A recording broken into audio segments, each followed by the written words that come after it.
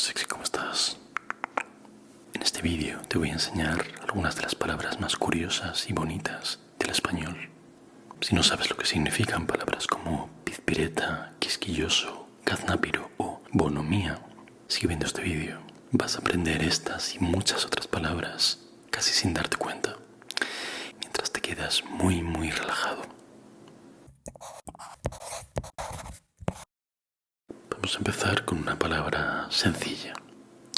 Libélula.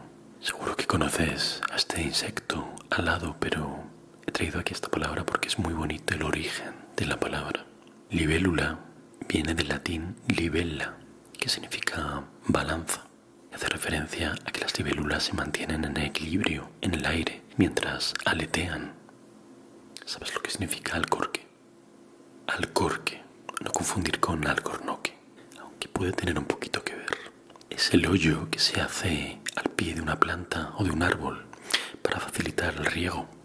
En las ciudades, pues es el cuadrado donde están plantados los árboles. El alcorque. Ya que hablamos de árboles, vamos con una palabra que seguro que has oído, pero a lo mejor no sabes exactamente qué significa o de dónde viene. Es una palabra muy bonita. Perenne, con dos N's.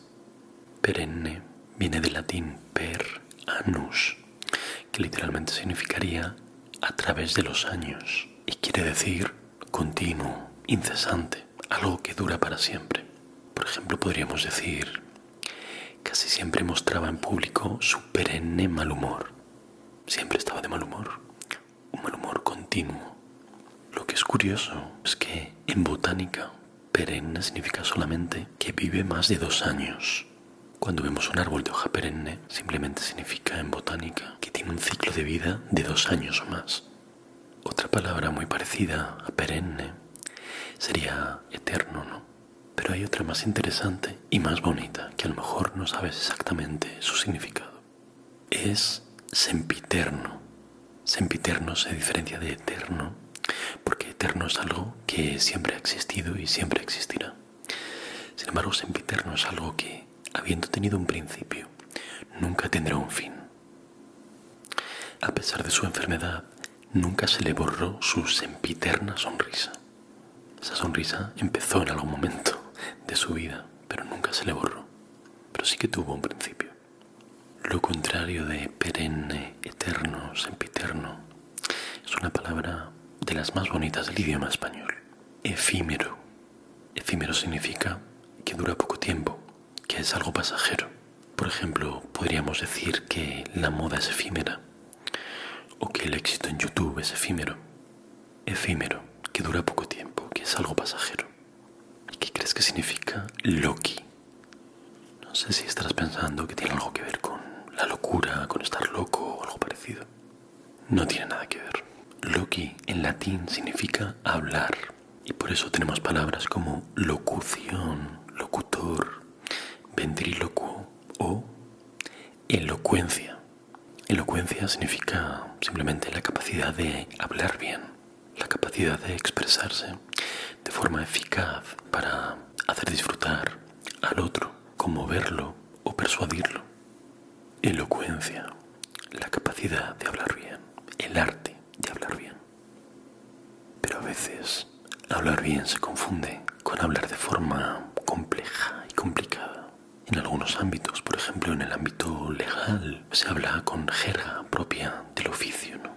Con argot, con jerigonza. No me digas que no es una palabra bonita. Jerigonza es el vocabulario especializado de un ámbito en concreto.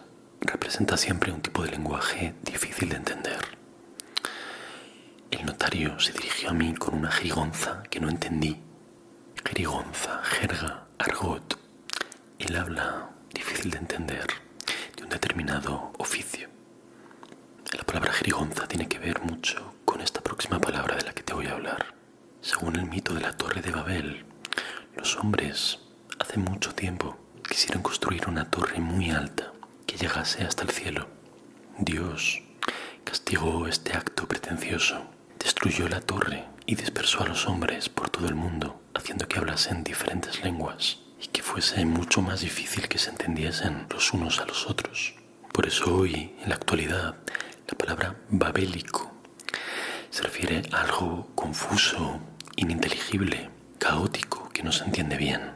Por ejemplo, podrías decir sobre la cena de ayer: era imposible entenderse con ese ruido babélico de platos, cubiertos y comensales discutiendo.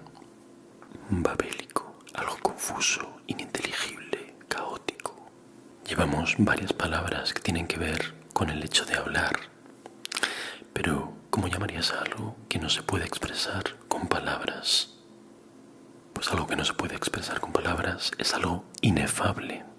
Inefable. Por ejemplo, podrías decir: reina una paz inefable en esa catedral. Una paz como mágica que no se puede expresar con palabras concretas. Tiene que ver también con la siguiente palabra, que es una de mis palabras favoritas del español: etéreo. Algo etéreo es algo que es sutil, como que está en el aire, que flota en el ambiente. También es lo contrario de corpóreo.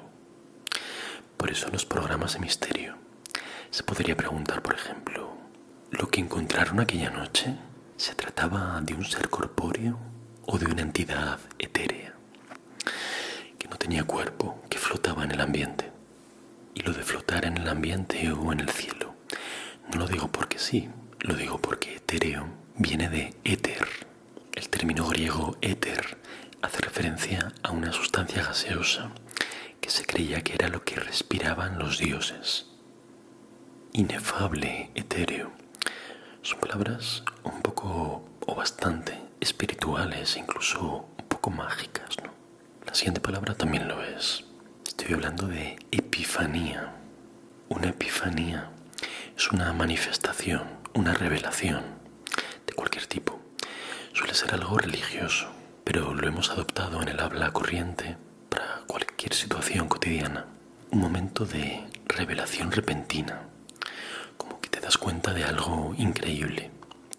De repente tuve una epifanía. Me había convertido en la loca de los gatos. Imagínate ahora unas pompas de jabón flotando en el ambiente en un día de verano, muy soleado, con la luz reflejándose en esas burbujas de jabón. ¿No te las imaginas con unos reflejos de colores, como si fuesen del arco iris? ¿Cómo llamarías a esos reflejos? Pues serían iridiscencias. Reflejos de colores normalmente parecidos a los del arco iris. También se pueden encontrar iridiscencias, por ejemplo, en una mancha de aceite o en un caparazón de nácar. Vamos ahora a cambiar de tercio totalmente con unos adjetivos muy peculiares. El primero de ellos es patidifuso o patidifusa. Patidifuso designa a alguien que se ha quedado sorprendido de tal manera que las piernas no le aguantan. Literalmente es como si las piernas, las patas, se le hubiesen quedado difusas del susto, como si estuviera a punto de desmayarse. Por ejemplo, el final de la película El Club de la Lucha me dejó patidifuso.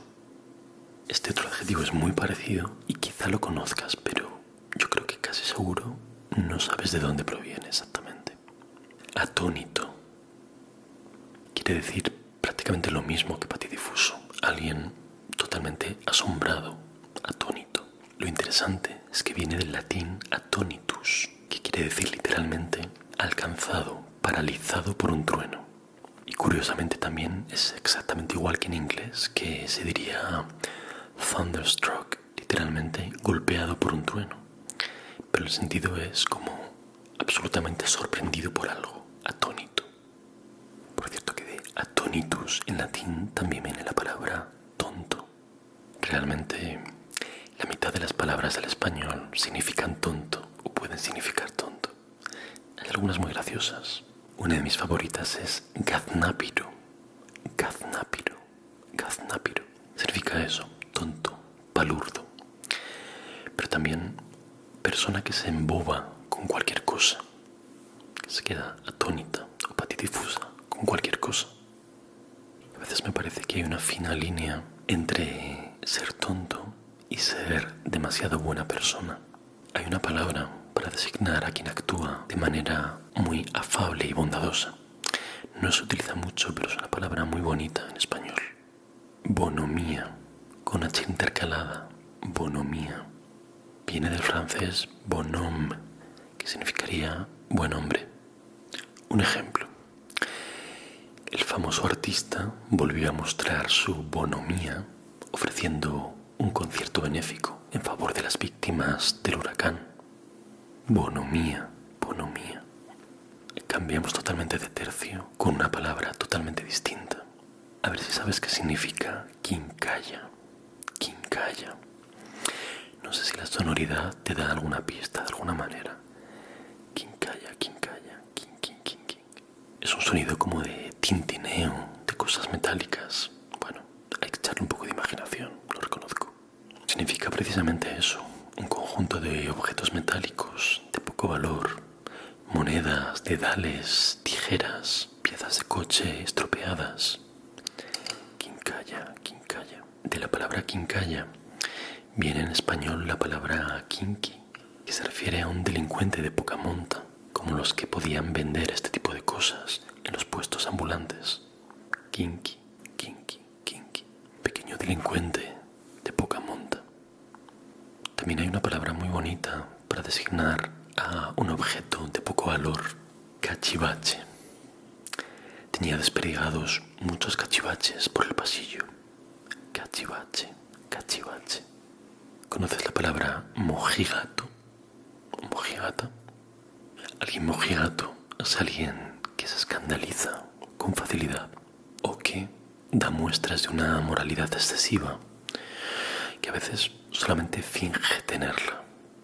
Y entonces a esa persona podríamos decirle: no seas tan mojigato, seguro que tú haces cosas peores cuando nadie está mirando. Y ahora aviso que vienen 3 de mis adjetivos favoritos, que además tienen sonoridades muy divertidas. El primero se refiere a una persona muy remilgada, excesivamente maniática y escrupulosa con los más pequeños detalles. ¿Cómo podríamos llamar a esa persona? Tiquismiquis, tiquismiquis, tiquismiquis. ¿Qué tiquismiquis eres? Es tan tiquismiquis que nunca come fuera de casa porque no quiere comer nada que hayan tocado unas manos ajenas. También se parece a la palabra quisquilloso. Quisquilloso, que es alguien que se ofende fácilmente por cosas muy pequeñas, insignificantes.